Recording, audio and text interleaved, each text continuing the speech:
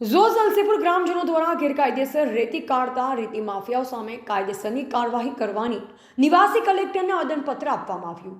અલસીપુર ગ્રામજનો દ્વારા નિવાસી કલેક્ટર એસડી ગોકલાણીને આવેદનપત્ર આપી લેખિત રજૂઆત કરી. અલસીપુર ગામમાં બિન પરવાનગી રેતી કાઢતા રેતી માફિયાઓ સામે કાયદેસરની કાર્યવાહી કરવા માંગ કરી હતી.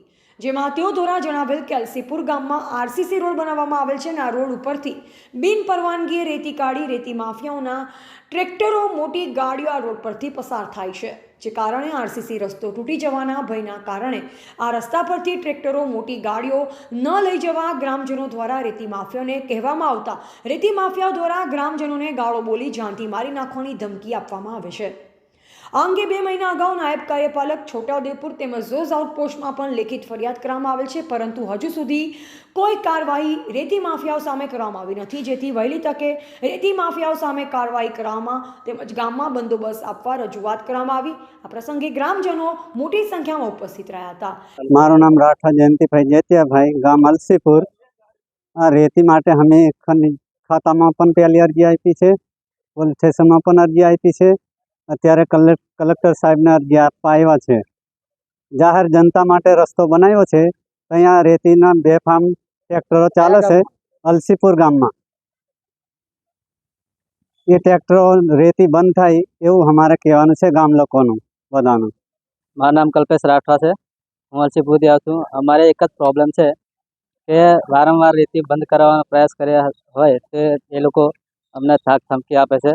રસ્તો તોડી નાખેલો છે અને કંઈ અવર જવર ચોમાસામાં ખૂબ તકલીફ પડે, તો આ રેતી બંધ થાય એ જ અમારી વિનંતી. આજે કલેક્ટર સાહેબને અમે આવેદનપત્ર આવેલું, સરપંચને બી રજૂઆત કરી, રોજ આઉટ પોલીસ સ્ટેશનમાં પણ રજૂઆત કરી હતી અને ખાણ ખનીજમાં બી અમે આપ્યું હતું. સરપંચ અમારા મંડલા પંચાયતના ઘનશ્યામભાઈ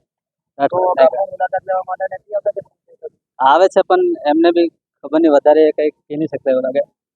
ને થોડો જનતા બી સારું છે, પણ એ તકલીફમાં મુકાઈ જાય એવું કરે છે લોકો, એટલે પછી કંઈ બોલી નહીં શકતા. આજે તમે કઈ આવ્યા? અમે કલેક્ટર ઓફિસે રેતીના બાબતે. તો રીતનો વિરોધ જ છે, છતાં આ લોકો આરસીસી ઉપર અમે એમને એમ વારંવાર કહીએ કે તમે આરસીસી ઉપર લઈ જશો. અમે જે રસ્તો બનાવ્યો છે અમારા ગામ લોકોને જવા માટે, ચારો પૂંજો લાવવા માટે, કંઈક હાજે મોદે દવાખાને લીધવા માટે એ રીતે બનાવેલો છે. તેમાં તમે આ રેતી લીસતા હોય તો તમે આરસીસીને તો ખરાબ કરી નાખશો, તો અમે કઈ રીતે રહીશું, કઈ રીતે જઈશું? અને આ લોકો દારૂ પીને માથે પારે અને આ ઘણી વખત આપણે કહેવા જાય તો તમને મારી નાખશું, આવી તાક ધમકી આલે અને ગારો મા બેનની એવી ગારો દઈ.